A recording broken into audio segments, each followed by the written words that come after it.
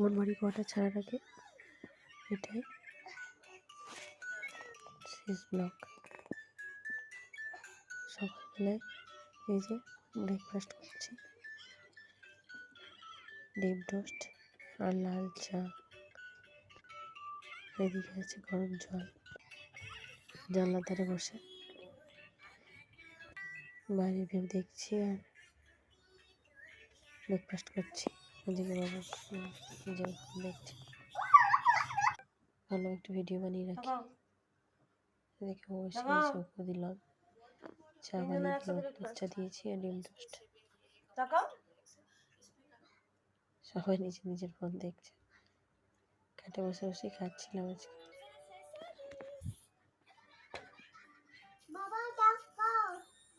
বাবু বড় হলে এগুলো থেকে যাবে ফোনের মধ্যে, বড় হলে দেখতে পারবে কেমন ছিল মনমারি কোয়ার্টার। এই যে পার্কে এসেছিল একটু, এরপর আর এই পার্কে আর